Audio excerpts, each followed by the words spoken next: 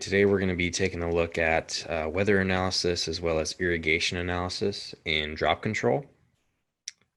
We're starting with the California State University Fresno account. That's the account we've been using throughout this training series. I will go ahead and we will start in the weather analysis tab. Click on the weather station.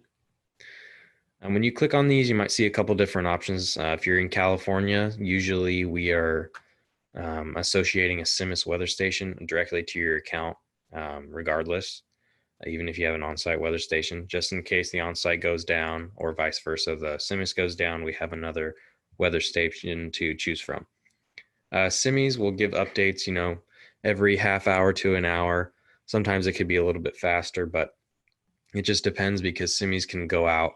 And if CIMIS goes out, then you have no weather data on your platform. So we really stress the importance of having an on-site weather station, at least somewhere on the ranch. Right now we're on the weather station that is on-site for Fresno State. I get my current readings here. That's 77. Humidity is 51%. The last update, we usually send data packages every 15 minutes. So if I was to refresh this, we'd get the most recent update. Solar radiation, wind speed, all that good stuff.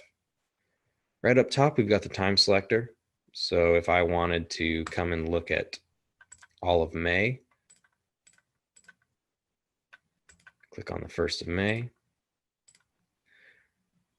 choose May from the drop down here, pick the 31st, click view.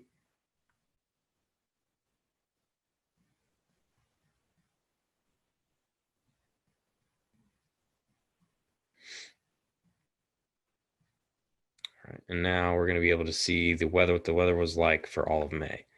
This is a little scrunched up. You can go ahead and hit this expand button. We can turn off relative humidity. Another thing that we can do is we have these two lines here. They're markers. So this is looking at temperatures between 65 degrees and 45 degrees.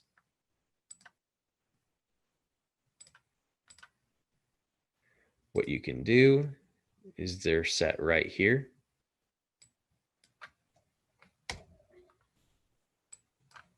You can take them off, hit enter, and then they go away.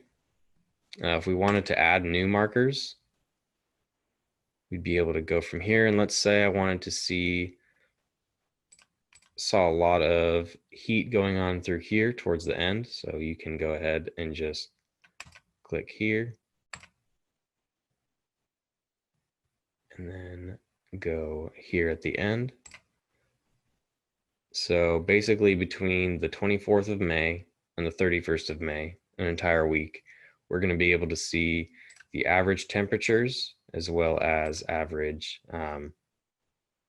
relative humidity. We can also go ahead and we can look at the max. So we see that we got up to almost 102 degrees. The minimum got as low as 58 degrees. We can also see the rainfall or accumulated ETO. So this is accumulated, the average ETO per day, the max ETO, as well as the minimum. It's as simple as just taking these markers off. In temperature as well, as you could see before, we had a temperature set between 1 and 2. Let's say we wanted to set a high of 100 degrees and a low of 50 degrees.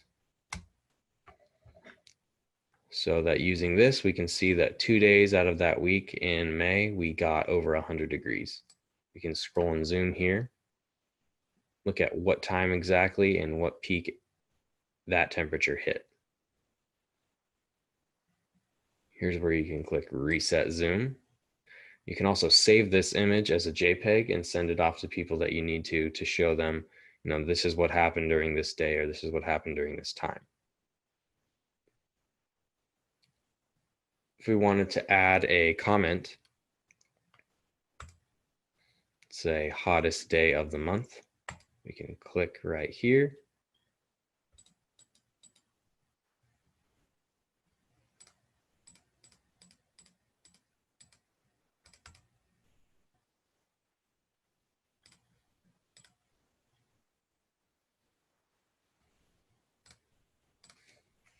hottest day of the month. 2. We can hit save. And right there, we have that comment, hottest day of the month, 102. That comment will also appear in your log down here. So with this log, if someone else was to show this log and say another user logged in and I'm viewing this as another different user, only thing I'd be able to see is answer. That's just because you're not the one who created it. If you created it, you can go in and edit, like say, okay, actually it was 101.99. Or if you just want to delete, there you go. Something else that's pretty cool that we can do is that we can look at alerts and through drop control. So if I want to add an alert,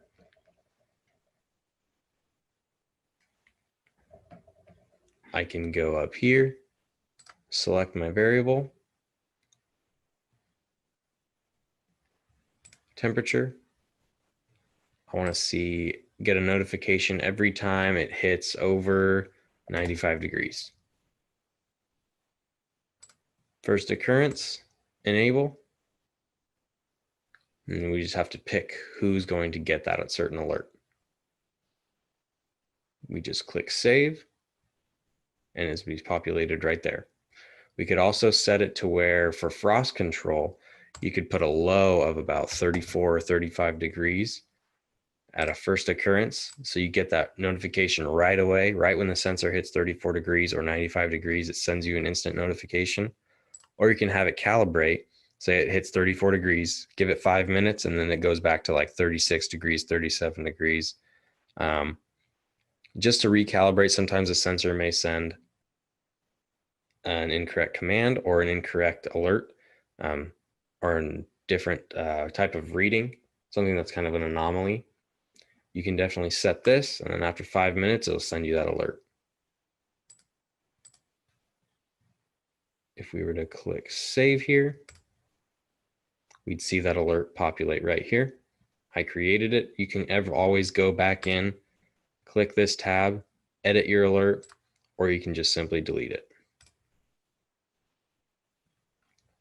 So I'm clicked on the month of May, so the 1st through the 31st. So this whole data summary right here, which gives me the average temperature, the average relative humidity, highs and lows, that's all pertaining to this right here. So once you change something here, it's going to directly affect the data summary on the right, as well as the data table on the bottom. So you can do accumulated ETO for the entire month of May or the entire season. And you can export that to an Excel spreadsheet, save it as a CSV. Page 2, it'll keep accumulating that ETO every day.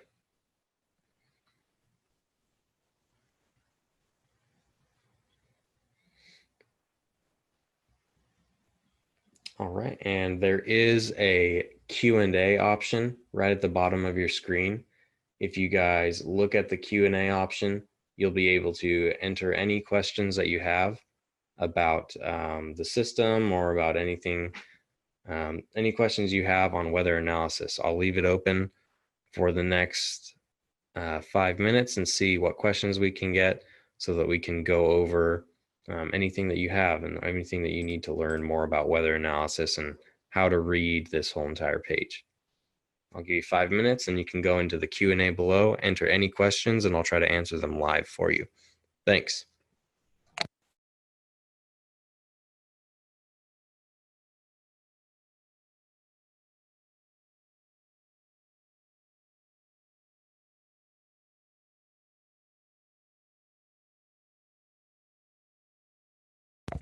All right, so we will get started with the irrigation analysis tab. For irrigation analysis, we can break it down by 2 different areas. So this one, we're irrigating the almonds. This section, we're just irrigating the olives. Click on the olive scheduled set. So within the olives, which is the basic pump that you're going to be irrigating off of, you could have several blocks that are going to be irrigated by that 1 pump system. And 1 pump system could technically contain 4 pumps. So almonds, zone 3 and 4 are ran off of one pump. The olive scheduled set, are ran off of one pump. So I can click on this one.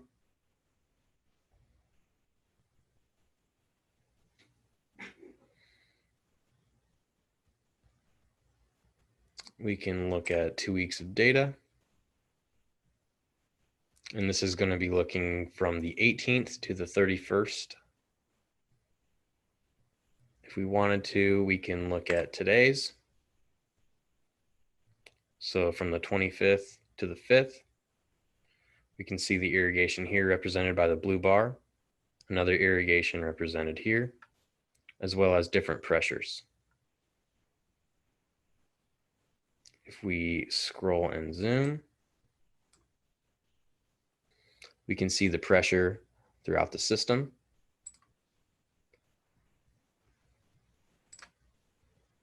Reset the zoom, come back down here and we can scroll and zoom here.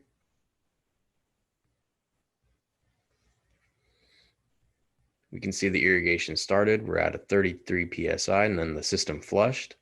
That's what these spikes downward can actually show you when the system is flushing and how often it's going to be flushing throughout the entirety of an irrigation. We can see that it drops down to around in the 20s for the PSI. This one's a little bit lower. That's how you can see that your system is flushing. This will show you volumetrically how much water you've applied. Same thing with weather. On this graph, we can save this image as a JPEG, send it off to anyone you need to. We can reset the zoom. You can also add markers or comments. So we can see that this one was irrigated for a little bit longer. We can go ahead and add a new comment. Say we ran this section due to heat. If we wanted to click save, you can also send this anywhere, and you can also see it on the soil moisture graph. So the reason why we can view this on the soil moisture graph is because we are now correlating our irrigations with the soil moisture activity that you're going to see in the field, as well as on the graph. So looking at those penetration rates, seeing those correlate with the irrigation columns, and seeing how the soil, the water moves throughout the soil. We can also choose someone to send this to with an email address or attach any other image. We can attach that JPEG from the soil moisture graph as well if we needed to. You can go here, click save, and now you have a new comment entered there. And that's what it'll look like here. Down in your log, we can see someone had a test for the old webinar. And then a long irrigation due to heat. As you can see right now, is this log was entered by a different user. So the only thing I can do is answer them back.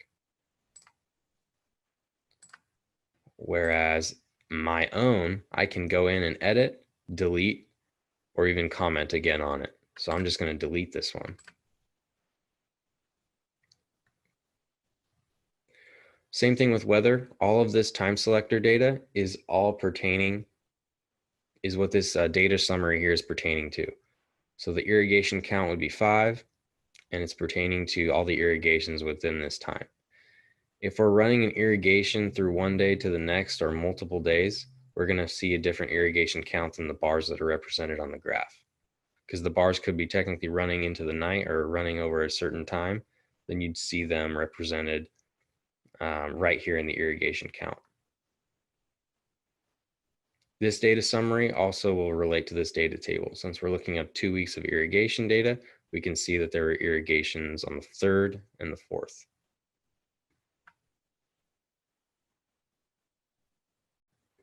We can export this to Excel, download it as a CSV, and then from there, save it, send it off, do whatever you really need to do. This is going to show you the total accumulated irrigation time, irrigation volume, accumulated ET, and accumulated rainfall, as well as pressure. Next thing that we can do on here is we can go and click alerts. So we can set some alerts for this certain ranch.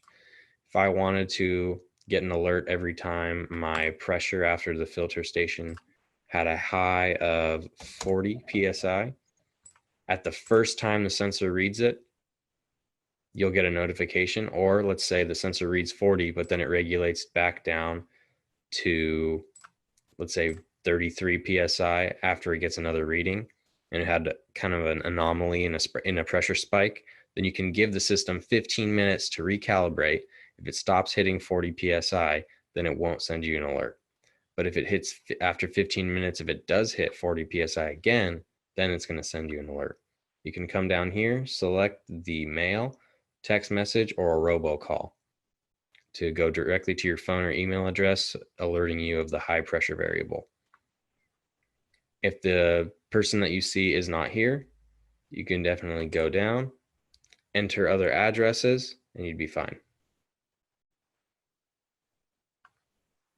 I'm just going to keep this. Now we can see it in our alerts. We can see we had a pressure variable with a threshold, a high, that's what the arrow signifies, a high pressure variable, PSI, of 40 PSI. You can come in and edit. Let's say that's too high. You want it actually at around 37. You can go ahead and change that, or you can just come in and delete the alert if you don't need it anymore.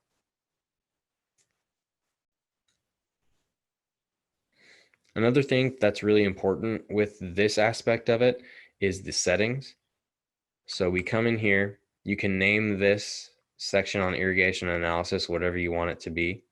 You can enter your crops, the area or acreage, your flow that you believe is happening, as well as the plant strippers and the KC, so the crop coefficient ratio.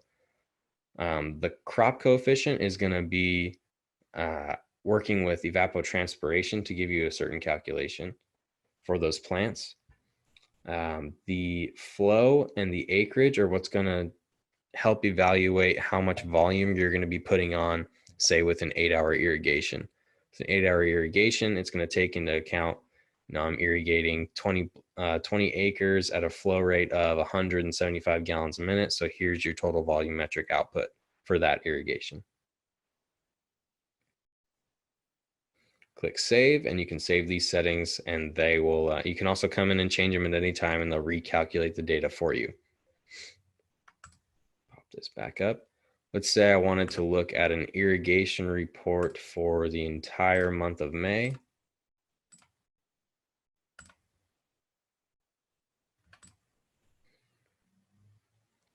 If I wanted to look at the report, I would just go here. So irrigation by zone. The only zone I have here is the olive scheduled set, whereas with the almonds, you have 2 different zones. So you can do one for zone 3 or one for zone 4, or you can do it for the entire pump system. So you could do it for both of them and combine them into a report. I'll go irrigation by zone here. You can do it as an Excel spreadsheet or as a PDF. I'll go ahead and on the olives, I will hit download PDF.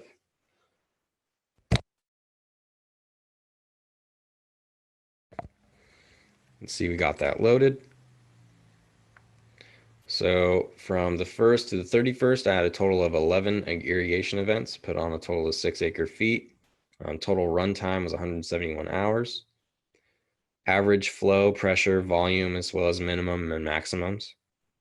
Different irrigation statistics. The scheduled events was 11. Year to date, we have 21. Here's your volume in inches, volume in acre feet, as well as hours again. And for flushes, we are actually soon hopefully coming out with our own way to monitor flushing on systems. And then here are your event details, all 11 of those irrigation events. Start time, what's real, what was scheduled, volumetric differences, average flow, pressure, and then, like, again, we're going to at one point add the number of flushes.